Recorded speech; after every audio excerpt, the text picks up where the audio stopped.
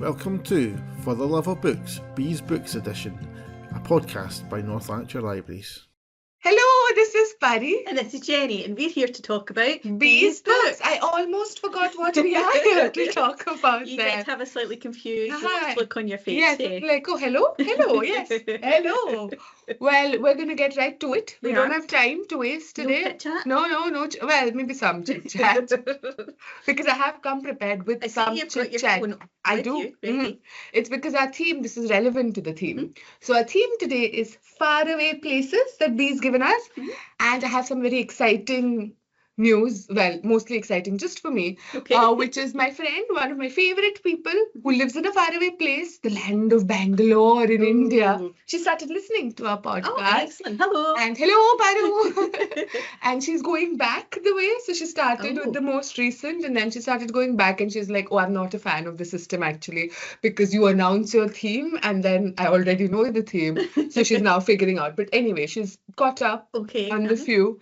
And the last time she'd listened to our then most recent episode, so I asked her, give us a couple of books on the theme. So these recommendations come for our previous episode, which is Knock Knock, and From a Faraway Place. So her ideas were The Heart-Shaped Box by Joe Hill, which is very scary. And there's a repeated knocking sound throughout, which I thought was very nice. And her second recommendation, The Hobbit, because it starts with a knock. Oh, very good. Yeah. So she's in the swing of things. She is, yeah.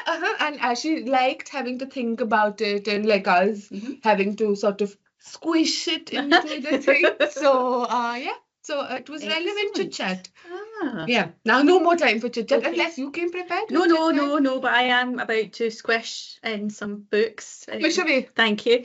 So my first book is All the Sinners Bleed by S.A. Cosby. My second book is The Thief Lord by Cornelia Funk. And my third book is the #1 Ladies Detective Agency by Alexander McCall Smith. All quite small books, so I felt it necessary to do 3 instead of 2. Are you going to tell us why they are faraway places? I can think about the detective agency one. So the detective agency, set in Botswana. Faraway. Thief Lord set in Venice. And All the Sinners Bleed set in the Deep South in America. Oh, very nice. You didn't have to squish at all. No. You have taken a world tour. Okay. Yeah. So I am my first book, Buried Deep. Pari, that is a beautiful cover. It is Buried Deep in Other Stories. I know you're not a short story fan, but our pal here, Naomi Novick, I think she could convert you. Because they were fantastic. They're just short stories. I love her. And she's a fantasy writer. So some of them are set away in faraway, fantastical places. Some real world places, but with some element of magic and things in it. Some in the past. Historical, I think Greek, Roman, somewhere there. It's very nice. Yes, that's my faraway place. Second, The Closest Thing to Flying by Jill Lewis. A lovely cover as well. That's true. I do have some bunch of nice covers. This one's about a girl whose name is Samira, who lives in present day UK, but she is from a faraway place. She's a refugee from Eritrea, is how I want to say it. I don't know if that's how other people would say it. But she is also, so that's one faraway place, but you have 2 for the price of 1. Because the other character in this book is a hen who lived like 100 years ago, 150 years ago, and she's found her diary. So she's reading, so it's like a conversation across time. So the faraway place is the past. Lovely. And my third book that I'm still, as you see, just halfway through because it's dense text, Jenny. Look at this. I can't see any of that my glasses. But it's called Metropolis, A History of the City, Humankind's Greatest Invention, says Ben Wilson, in not at all like, he's not at all overselling it because yes, the city is humanity's greatest invention. And I agree. Well, that's also actually what he writes about, yes. So it's a history of cities from the very first city in Mesopotamia, Uruk, and then some like the development of cities. I'm only in Lisbon right now, so I'm still like medieval-ish times in Europe, but there were a lot of other cities in Asia and South America and Africa at that time. Fantastic. So, Faraway Places, number 3. I think we've done well. I think we can just stop there. It's done. Goodbye, no chit-chat. No, exactly. Tell me your favourite book of the 3. Well, that's a tricky one, Pari, because I did not love any of them. I don't know why I did such a dramatic stance. I did feel dramatic. Yes. I will talk about All the Sinners Bleed. Is that your least bad book? No, I mean, they were all good, but they were not... For you. See, again, I'm making weird noises.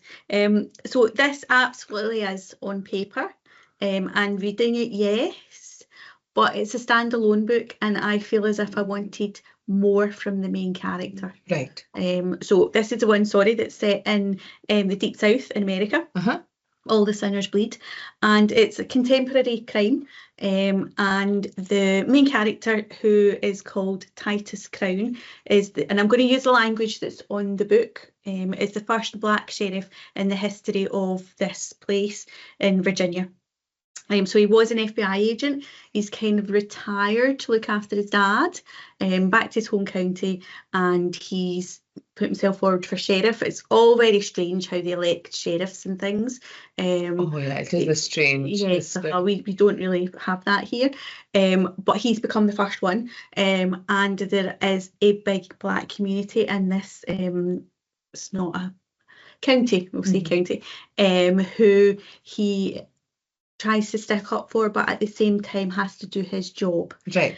And it gets right into it, Pari. There is no, breathing room. No, exactly. Basically, one of the most beloved teachers in the county, and near where he is shot dead by a former pupil. The pupil comes out of the school, he's got a big gun in his hand, and he is shot. The teacher is white, the pupil is black, and then it kind of splits the community, but there's a whole lot more going on. Right. So straight away, and it's not even like there's a lead up to this, straight away they find out that the school teacher isn't all he appeared. And yes, it's like I felt as if another 20 pages could have been, kind of stories about the teacher and and then finding out, but they pretty much find out straight away, because as the pupil comes out of the school, he basically shouts to the sheriff, check his phone. So they check his phone, bad stuff, bad stuff. So they find out that basically there's a third person involved. And so the story is basically trying to track down this third person. And the more I'm talking about it, the more I'm actually loving it. But at the same time, yes, I wanted to know more. So at the end of it, I'm not going to spoil it too much, but Titus moves on. He's decided that, he's had enough. And he goes, I think, to do some teaching for the FBI, something like that. I want to follow him to the big city, and I want more of that. I also kind of want to find out what it was like in the FBI. There is a wee theme running through it about kind of justice and, what justice means to different people. And that's very interesting. Yes. Because those are the kinds of conversations we're having in like a public sphere at the moment. Absolutely. Because with people's different kind of ideas and how you bring them all together and navigate that tension as well, which would be so much more in relief in this setting. Absolutely. I mean, you can just feel the kind of tension the whole way through the story, but you realise that Titus didn't just leave the FBI because he was, coming home to look after his dad. Something has happened. And I'm not, again, I don't want to spoil it, but you kind of learn as you're going along about this guy called Red, who he, in the FBI was looking for various things, and that kind of comes to head at one point, and you kind of learn, that everybody's idea of justice is different at the time. That you can look at something from a further away point of view and think, oh no, I would have done that. But if you're in that situation, you might do something else. I'm trying to hedge around what actually happened, but it's very clever, and I really, really enjoyed it.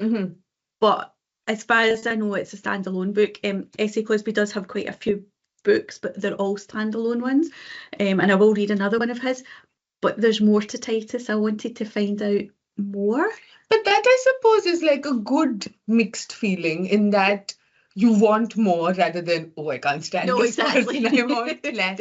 I do have a question for you Yes. about it, based on like the context of the book.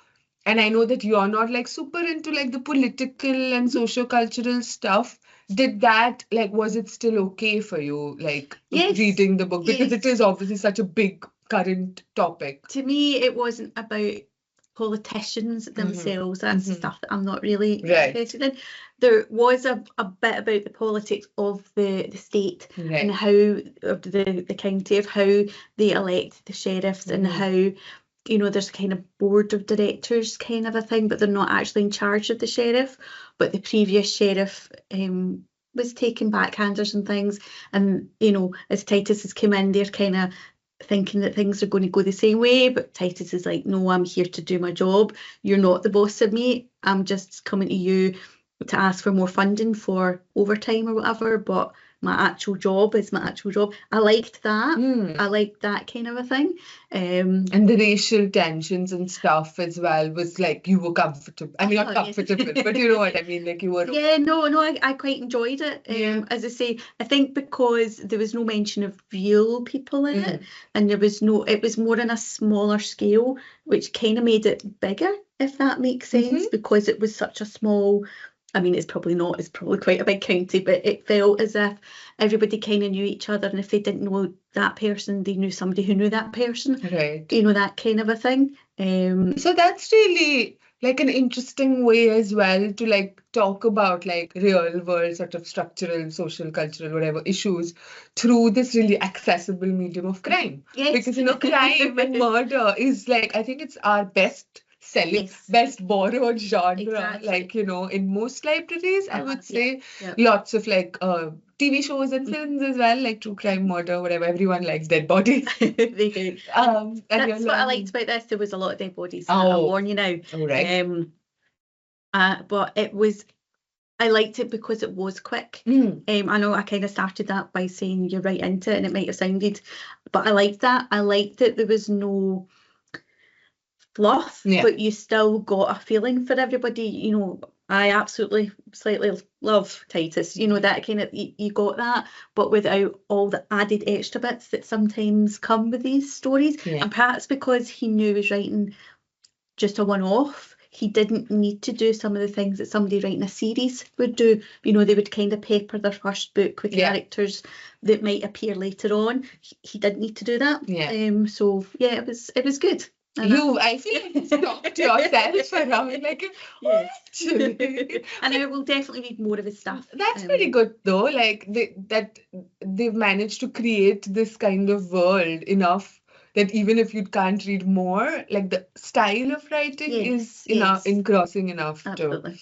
Well, speaking of that, enough like wanting more but having just too little.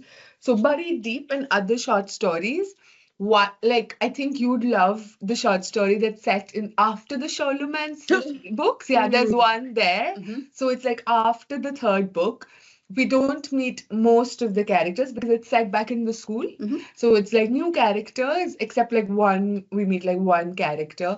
And the end of that story made me want to buy the Charlemagne's book because I remembered how much I love the series and I want to own my own copies, like nice ones. Yes, absolutely. And there's another one that's set in the world of not Spinning Silver. She's written another standalone book. Uprooted. Uprooted. Oh wait, no, it is not Uprooted. It is Spinning Silver. Yeah, no, because Uprooted is the trees thing, and Spinning Silver, I think, is like, it's kind of a retelling of like a fairy tale, but not really. But it's set in like the Winter King and the Frost Kingdom. So it started off as a short story. She'd originally written it as a short story, but then she couldn't, like, she wanted to go back to the world, and then it blossomed into a book. There's another thing. I think there was like a retelling of the Minotaur and what's the daughter's name? The one who sort of her sister, basically, whose name I forgot it, but like a very interesting retelling as well. There are some like her own made up fairy tales. There are like stuff that she's sort of responding to in a way that it's there in the sort of cultural landscape. But because I really love her writing, there's the Temeraire books as well, which is like dragons.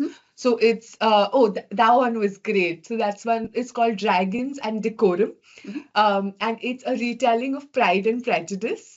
Right. Where Elizabeth Bennet is becomes one of like the dragon riders, like a military commander.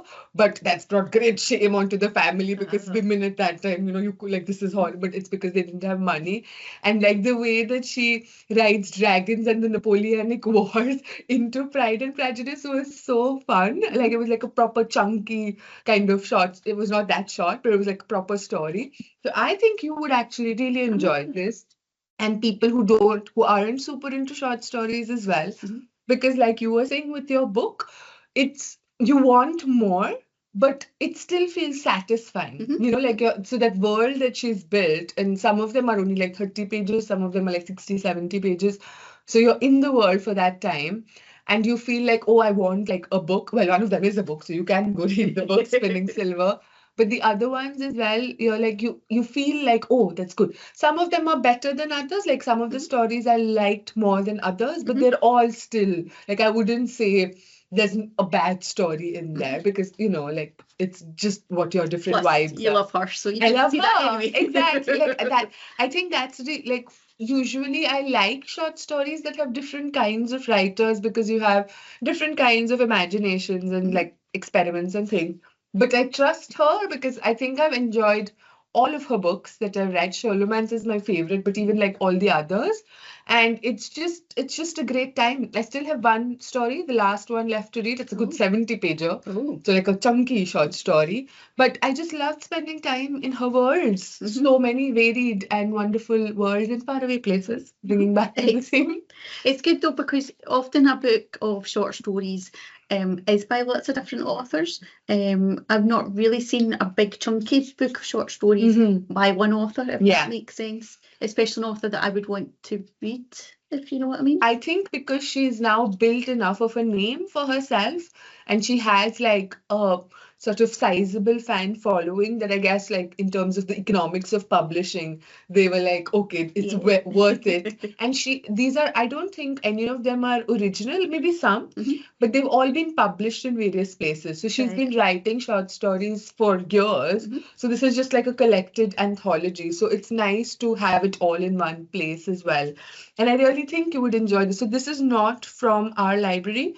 We have a copy on order, so it should be with us soon, somewhere in North Lanarkshire. But I think it would also be a good kind of entryway into somebody who doesn't know her like books, like her series or her standalone books, to just get the vibe of her kind of writing, because it's very much her. But not the Sholomance one. Don't read that one because that is very much set after the third one. But it made me want made me want to hug the school as weird as it is, and like the characters and her and the kind of hopefulness with which she ended the series, and you see that in this as well, that it was very much about coming together and friendship and community, and even in the midst of terrible things going on, which is not relatable at all to the real world. Exactly. So yes, fully and it's recommend. a beautiful cover. I hope that the library gets one with just as nice a It cover. is. And I would actually I think she's one author that I would collect books from, especially the nice hardcover books like Tamsin Muir. I'd like her books as well. It's very much Frances Hardinge as well, like that kind of cover that you just keep looking at. And it is a very fantasy cover, I think, but it is like some are more fantasy stories than others. Like some just have like a hint of magic, whereas others are more fairy tale-ish. So I think there's something for everybody. Oh, lovely. Yeah. Right, I'm going to talk about my middle book, if that's okay. It is The Thief Lord by Cornelia Funk. So Cornelia Funk is quite a popular author. It's a children's book. I would say that's a red sticker, so junior fiction. Not quite teenage, but definitely older than the younger ones, if that makes sense. And it was unusual. So it's about a group of kids in Venice who are a bit homeless. They live in an old cinema, and the person that kind of helps them out most, the thief lord, just another kid, but he goes and he steals things from houses, big posh houses at night, brings them back, they sell them, they get to keep the money, they buy shoes. It's your basic kind of... Yeah, very basic. But it's very strange because was, I think, written in 2000, so it's about that time.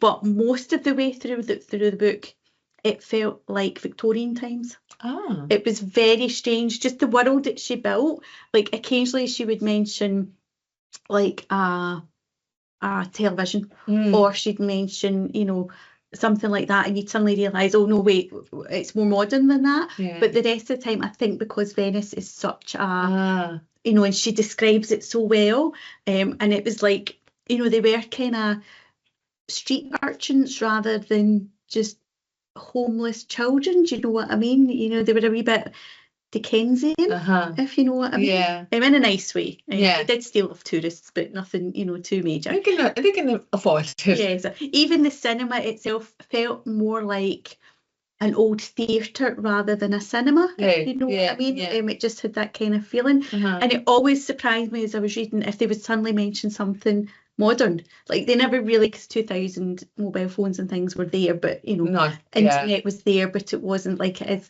today, 25 years later. But every now and again they would mention something, I'd be like, oh, wait a minute. So in my head, all the characters looked like Oliver Twist. You know, they had those kind of clothes, and then all of a sudden they would mention something and I'd have to kind of rein it back and go, right, okay, no, actually they're wearing like trainers, that they're not wearing like, you know.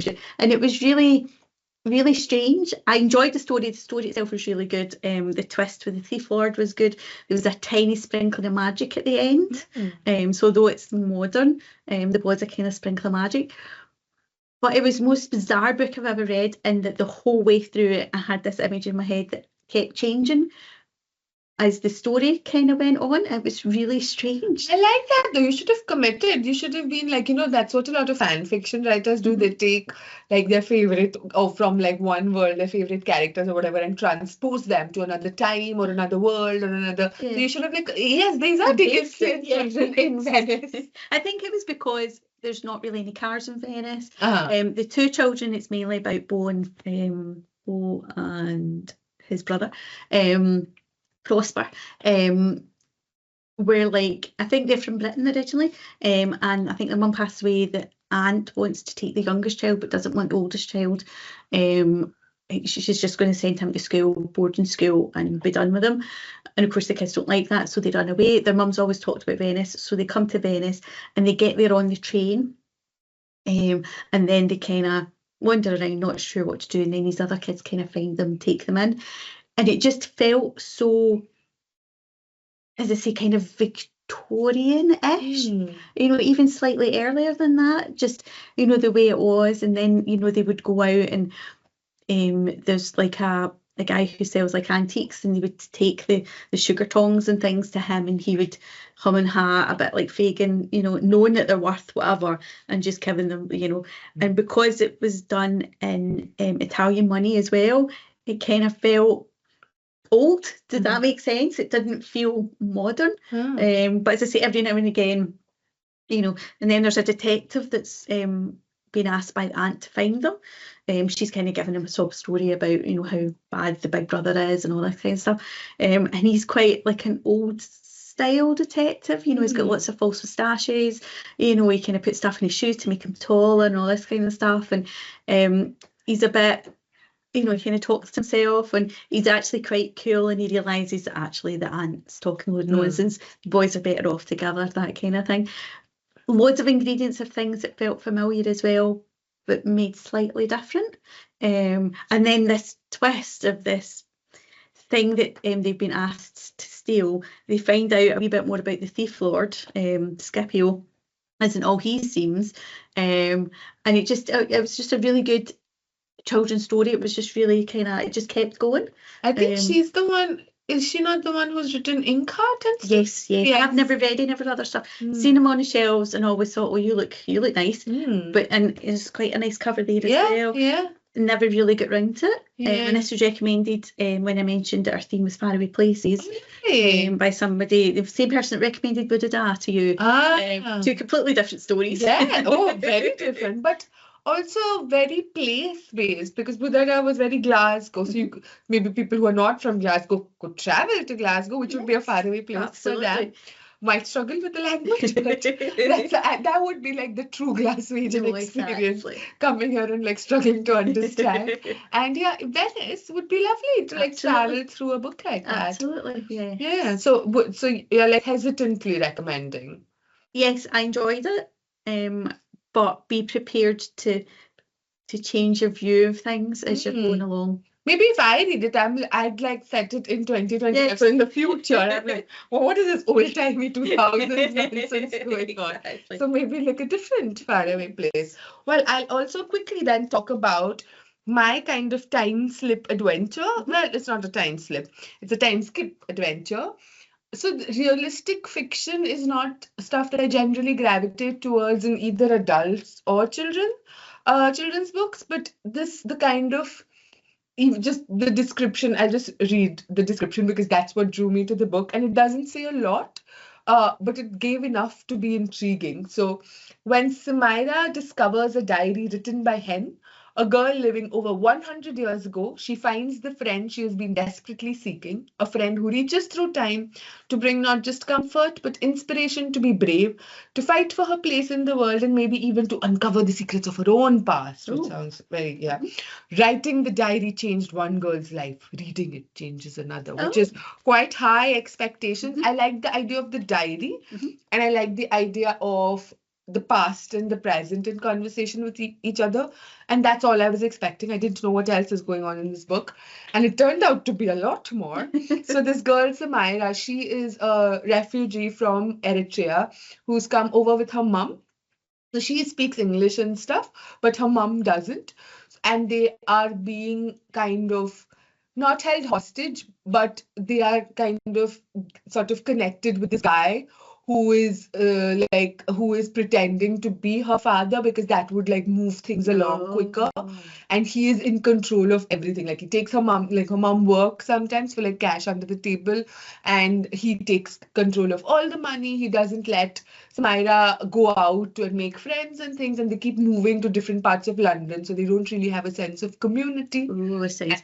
He's like a bad guy, but they don't know enough. Like she's like sort of trying to figure out like this is not what life should be, but because they've gone through so much trauma throughout, and it's not really about that, but there's enough there. Like in your first book, you were saying like, you know, it starts off like right in the middle, but gives you enough to like build a picture, and that's similar because it's not about that so much, but it is a part of it. And then so she's in the market, and she finds this, she's gone to get groceries or something, but then she finds this hat that completely draws her attention. It's this old hat which looks a bit beaten up, but there's a bird on it, like this beautiful vibrant bird which hasn't been beaten up, and she recognizes the bird, but she doesn't know why. She's really super drawn to it, and she takes the hat, buys the hat. And she finds a diary inside, like hidden inside a lining of the hat. And this hat belonged, and the diary and the hat belonged to the family of this girl Hen, who lived in the time, like it was like late 1800s. So women don't have the vote. So then that's not what they're fighting for. But she gets into this whole thing, the old girl, the old-timey girl Hen, is sort of caught up in animal rights activism, like birds at the time. Because her family, her father has made his money by like collecting like feathers from, and like different birds' feathers and stuff, and attiring hats in like really fancy, extravagant ways. Because at that time, that was the big thing. Like women would go around with like these fancy hats with like sort of gorgeous feathers without really thinking about where the feathers are coming from, what happens for those feathers to attire your body. Those conversations, like Peter, I don't think existed at that time. So she takes that for granted. But then her aunt, her father's sort of black sheep sister, whose younger sister, she's like sort of wanting to protest against this. And she's found a community of other women who are also like fighting against bird sort of slaughter and like just use, so they're kind of using their voice at a time when women's voices weren't really super respected or whatever. They didn't even have the right to vote, but they were coming together because they knew women were the one buying these hats and things. So they formed a society which ended up being the Royal Society for the Protection of Birds, which is and that's true, like it's true. So there was a mix of history and some original characters. And reading about that, because Hen is just a regular sort of Victorian girl, not really used to challenging or questioning authority. And Samira's sort of life mimics that a bit. And through learning how she and her sort of aunt, like their kind of relationship, she finds courage to question things a little, to talk to other adults, and to find more in her life outside of like the home. So the one thing she finds out, you can see a cycle I was here, just going to say there's a cycle, and then there's a cycle here. So she sees Hen like is learning to cycle, and at that time, like she's not even like wearing trousers, she's like wearing a dress. But her aunt is this, sort of gung-ho person. She's like learns to cycle, teaches her to cycle, and Samira kind of is like makes a friend in the school whose family are big into cycling. So it's like cycling sort of gives them both the kind of freedom that their society doesn't really allow, or in this case, the man that she lives with doesn't really allow for. So that's the closest thing to flying, like cycling down a hill. And it's just like, it was a really nice story. So like I said, it's not the kind of thing I would usually be drawn to, but I loved spending time with it. It's like, it's junior fiction, it's a children's book, but it would take you like an hour or like, a couple of hours to finish reading. So it was just, I sat at the back of my garden and read it over a weekend, and it was really nice. Nice. Yeah, and I would actually, I think, read more of Jill Lewis. I've never read anything by her.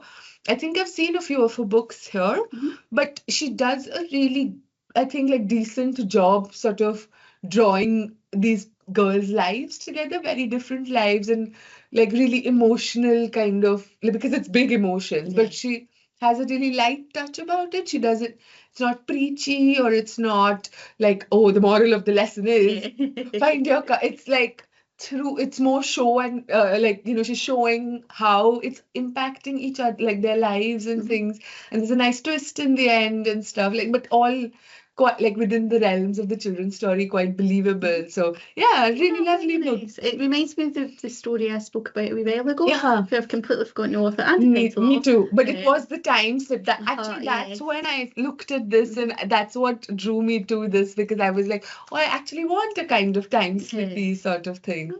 So yes, very lovely. And it does have a lovely cover. It does, yes. It's like, so the top of it, for those who can't see, is Samira's world and life, and like elements from that, and you turn it upside down and you see Hen's world and life, including the hat that brought everything together. Yes. And just a really sort of interesting way to structure a story as well. You're learning about so many things, but not in a way that you feel like you're learning. So lovely. Nice. Well, if we've got time for me to talk, we do. We have a quick for our third books. So Alexander McCall-Smith has about 470 million books out there. But I went right to the very beginning of this series, which I think is very, very long. I think there's about, oh my gosh, a lot of books in this series. He's got other series as well. I've never read any of his stuff. He, as far as I know, is Scottish. I maybe should have done my homework. I feel he's possibly from Edinburgh. So posh Scottish. Possibly. I'll do homework for next time. And this series has been out for a long, long time. Again, I think this is from like the year dot. I think it's from 1998 originally, and there has been many since. It is a crime book, and it's basically the setting up of this #1 ladies detective agency in Africa, and specifically, where did I say? Botswana. I enjoyed it. And I like the fact that I've got more to read. It's slightly of its time, this first one. I can imagine as you go along, it kind of progresses, if you know what I mean, changes slightly. There's words used in it that we wouldn't necessarily use now, if you know what I mean. Nothing too offensive, but just the kind of language, if you know what I mean, felt as if it was older. And I'm looking forward to seeing how that progresses. Hopefully it does. Yes. Well, basically, the lady, Precious, I think her name is, has been given a bit of money when her dad passed away. He said to her, you know, I want you to put this into business, and she's decided to go to be a detective. Throughout this story, and again, I don't know how this is going to progress, but you kind of learn more about where she got where she is, if you see what I mean. So she's actually met a bad man, he had a bit of a rough time, all that kind of stuff. And this story book came across as almost like a wee collection of stories telling you where you are now, if you know what I mean. It's definitely like kind of, you could read it as a prequel almost, or it's definitely like the first book. Like setting up for series. Yeah. So you kind of learn a few bits and pieces about the other people in the village, you know, how further away they get. She's given all these kind of random things to look for and, you know, to discover and things. And she's good at her job, you know, because everybody knows everybody else, and they might not know that they know something, but when she talks to them, it's like she's almost like a Miss Marple character, although she's only 38, I think, in the first one. You know, she kind of speaks to people and learns things through that, you know, and she knows like the person who was in garage, and she knows this person, and there's like rich families in the area, and you know, they all come to her at one point to kind of find something out and all that kind of stuff. There's not really like one big story that goes right through the story, if that makes sense. It is like a collection of wee kind of mysteries that she's been given, and I enjoyed it. I'm looking forward to seeing where it goes. But I like the style of it. I like the kind of almost kind of 50s detective, quite short sentence, you know, that kind of a style of writing. It just made you, I mean, I read it in an afternoon, you know, you just kept reading and you kind of went, oh, I'll read to the next chapters, and then you're 8 chapters on, you know, that kind of a story. I'd read this, I think I've read this like 10 years or so ago, like early on in my like 20s, or maybe even late teenage, and I don't remember it like gripping me at that time. But I feel like I want to give it another shot, just because I think I read more mysteries now, and I might appreciate it better now. Or maybe I won't again. Don't need to. And which is great that I don't need to look at it, and I can look, because it's really popular. Yeah, it is. And all these books are popular. They are good. I'm told. I'm not reading anymore. But I liked his style of writing, and that will make me read more. If I didn't like the style, I wouldn't read, you know, I'll maybe read some of his other series as well. But no, I enjoyed it. So you recommend it? Yes. Not wholeheartedly? Let me read the second one. With reservation. Yes. Well, I'm going to quickly do because this is a complete cheat, this Metropolis, because we don't have a copy of it. It's a Glasgow library book. Shocking. But I fully recommend this to, maybe not you, Jenny, because look at it. Look at the dense text. It's tiny, and it's also non-fiction. It's also about cities. There's nothing in it for you. But for people who, like me, are city people, like I'm a city person, or who like history, or just learning about different kinds of places, parts of the world and stuff through. So each chapter focuses on one or a couple of cities, and he's thematically like plays them. So like one focuses maybe on war and how war got this city to thrive, like Lisbon just went on a rampage around the world, and like Portuguese and who is it, like the Dutch just went on like a rampage. But then there was like Baghdad and food, like street food and things. There was the Harappan civilization, which is Indian, so it's like South Asian, which I've grown up reading about, and it's a mystery civilization because nobody knows. It was BC, like 1900 BC, like we have found ruins and things, but we don't know why they left. We know that they were doing, like, they had great plumbing. That was their claim to fame before the Romans. This was I was just going to say, is that something you... Because, and I was talking to Jack about it, and he was like, oh yeah, everyone thinks it's the Romans. I was like, no, come to India, we know. But they seemed, the theories that it might have been climate crisis, but it seemed like a pretty utopian city when it was there for like hundreds of years, because there was no hierarchies, there was lots of equality, there were no weapons found, so there was no war or anything. And then there's like, so different sort of glimpses of different like parts, like there were Chinese cities and Japanese cities and South American cities, like Aztec and things. So you get a glimpse of different parts. And his thesis is that cities make these kinds of new ideas possible because they attract people from different parts of not just the country, but the world. They're coming in and they're bringing all their different views and cultures and like foods and sort of just knowledges and experiences together, and they're creating something new there, which is what is making like even good things like nice food and like development and agriculture, and also bad things like war and empire and colonization possible, or like plagues like spread rapidly in a city. Absolutely, So yeah. there's potential, the possibilities and pitfalls of cities is like what he writes about. But he very much believes in cities, obviously. Yeah. It's humankind's greatest invention. He's not hiding that. But it's a really like excellent way, I think, to learn about history, because it's short, like each chapter is shortish, but it's just a glimpse. And then if you want to know further, because I found out so much more about the Indus Valley civilization reading like 20 pages, and now I want to go read a book about the whole thing, even though I grew up reading about it, and like the Aztec Empire and even like Lisbon and all its To guns. be fair, although, you know, I'm giving a frowny look. You are, yes. I do like history, and I love, if a murder mystery was in each of these cities, I would read it. Yeah. I have read The Roman ones, yeah. there is an Aztec one, Roman one, things like that.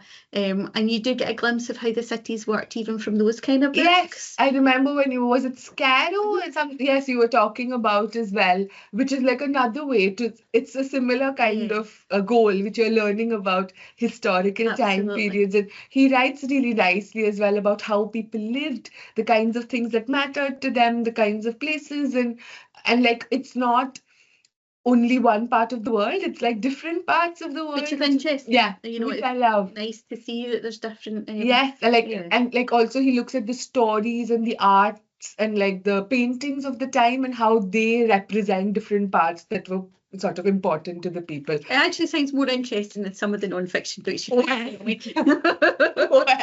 So maybe I've converted you. So maybe, I think you'd like, maybe if it wasn't as dense. There are pictures in it as well, which I've not had. Yeah, like of the I can't find just there are pictures. Yes. Oh look, yes. And some like these are, I think, more modern, but there are some ruins as well. And he sort of offers a glimpse. He places contemporary cities in conversation with historical ones, and how patterns repeat, both good and bad. So it's actually quite a comforting book, because you think like all the horrible stuff that's happening in the world is new to us, but it's not. So we'll survive.